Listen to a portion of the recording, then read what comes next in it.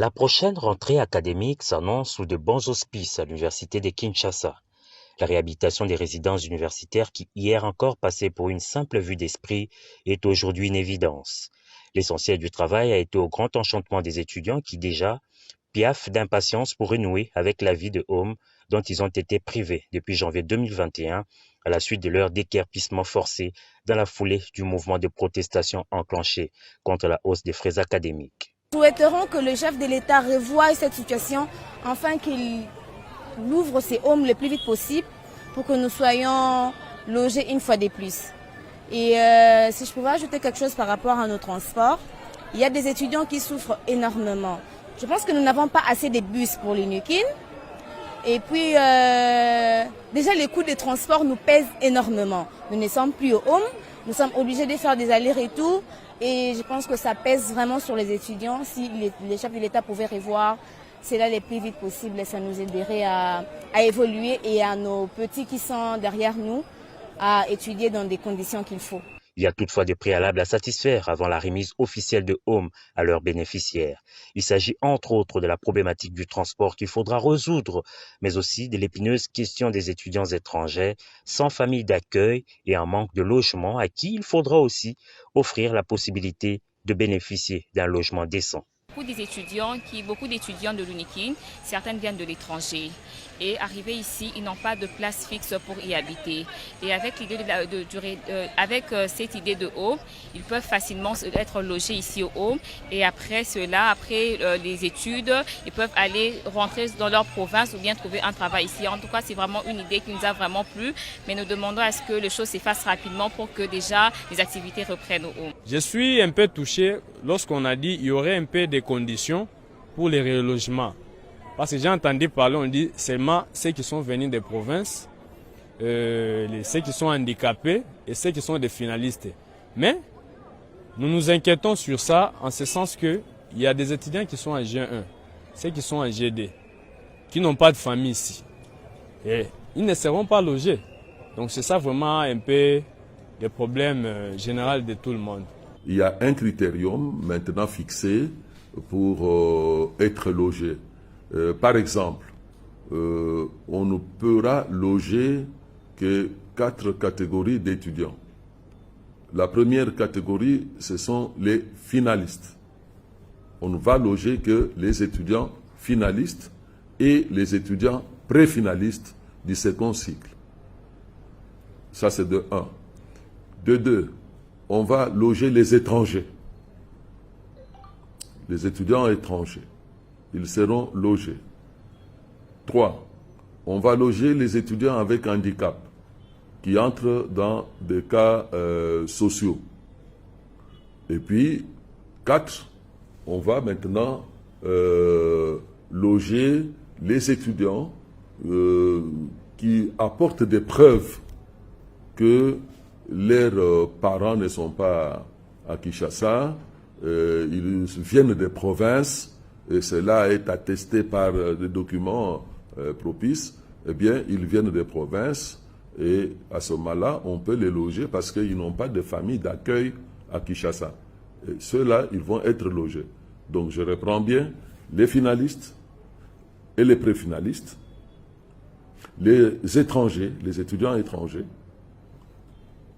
les étudiants avec handicap, qui ne peuvent pas se battre pour avoir les transports le matin, venir à l'université, n'est-ce pas? Ils vont être logés, ce sont des cas sociaux. Et puis, les étudiants qui n'ont pas de famille ici, et que cela soit prouvé, qui viennent des provinces, ils ont terminé en province, et ils viennent à Kinshasa, que pour raison d'études, à ce moment-là, on va pouvoir les loger. Le home ne sont pas tous réhabilités. Il y a d'autres bâtiments qui ne sont pas encore réhabilités jusqu'à présent. Je cite par exemple le home 20 et le home 30. Jusqu'à présent, ce n'est pas encore réhabilité. Maintenant, je me demande, à la lueur où vont les choses, si déjà le home 20 et 30 ne sont pas encore réhabilités, ça va aller jusqu'à quand? Il y a 2 homes qui nécessitent que les travaux commencent. Il s'agit du home 20 et du home 30. Pour le secrétaire général administratif, la remise de ces infrastructures à leurs bénéficiaires est soumise à un certain nombre de préalables, dont l'équipement de chambres, afin de mettre les étudiants dans des conditions d'études confortables.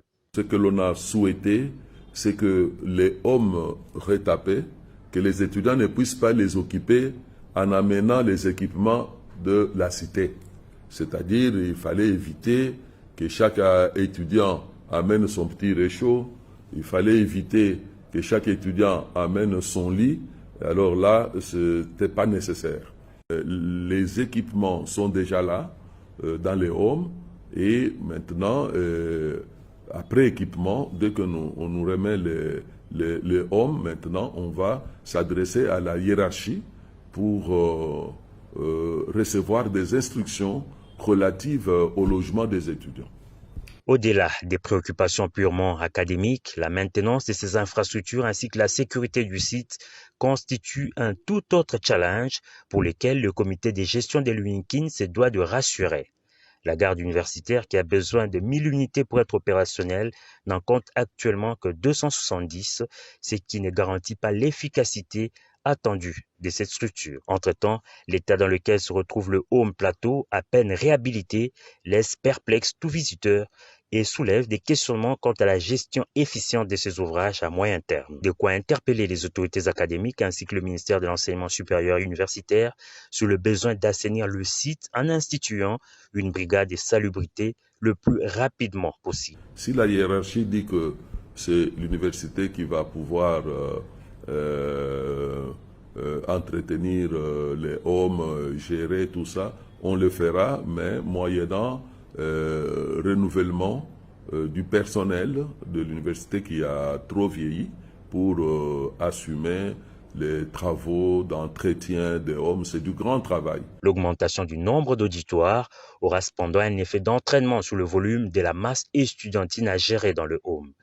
Tout est en train d'être fait progressivement et déjà un début de solution a été trouvé du côté de la restauration avec l'aménagement des endroits appropriés pour la cuisine. Donc nous avons vraiment un problème des auditoires. Parfois nous venons comme aujourd'hui là. Il y a cours main, nous on n'a pas étudié parce qu'il n'y a pas d'auditoire. Donc le président de la République en tout cas, vraiment il y a ajout des nombres d'étudiants chaque année, mais il n'y a pas des bâtiments aussi, on doit renouveler aussi des bâtiments, on doit voir vraiment les problèmes des auditoires, il n'y a pas des auditoires. En tout cas, c'est pour cela que nous sommes impatients d'attendre les relogements des homes. De tous les homes retapés, particulièrement aux 8 blocs du home plateau des étudiants, là, on a réaménagé et aménagé les sous-sols qu'on appelait anciennement caves, qui sont devenus des auditoires pour étudiants. Vous savez, parfois les gens se demandent pourquoi est-ce que l'université de Kinshasa reste toujours en retard dans l'exécution de différents calendriers académiques. C'est justement parce qu'on n'a pas suffisamment d'auditoires. Cette université avait été construite pour recevoir 6 facultés et à peu près 3000 étudiants. Alors maintenant, nous sommes à 32 000 étudiants. 32 000 étudiants et nous sommes à 12 facultés, grandes facultés. Et dans la plupart de temps, on n'a pas suffisamment d'auditoires pour toutes ces facultés. Donc, les étudiants, parfois, étudient à tour des rôles, par manque d'auditoire. Mais avec la réhabilitation entreprise par le chef de l'État, nous avons gagné et les hommes des étudiants et une quarantaine d'auditoires, ce qui va permettre à beaucoup de facultés d'avancer très vite pour chaque fois terminer les années académiques à temps et ne pas les rendre élastiques. Alors, les auditoires sont là. On va bientôt les équiper avec des chaises et des tableaux et les étudiants vont commencer à les fréquenter pour aussi avancer avec les enseignements. C'est nos congratulations en premier lieu au président de la République, d'avoir un peu songé quand même un peu aux étudiants qui ont tant paupérisé par des conditions malades, des microbes. Maintenant, depuis que nous étions un peu déguerpis, on loue un peu aux environs en diagonale. Mais nous sommes quand même dans l'impécuniosité, dans une période quand même un peu de la sécheresse. Là, on ne sait pas faire face quant au loyer. Et payer chaque fin du mois, par rapport quand on paye un peu une année du home. Et chercher, le président peut revoir comment une mesure quand même un peu salvatrice, de bien vouloir quand même un peu répondre à nos désidératants, en nous accordant quand même un peu le timing, de bien vouloir quand même récupérer nos résidences. Parce que nous crapaillons à la cité, on ne sait pas faire face. Même pour étudier, bosser, ça cause un sérieux problème. Vous voyez qu'on ne sait pas faire face parce que, en quelque sorte, ça nous préjudicie.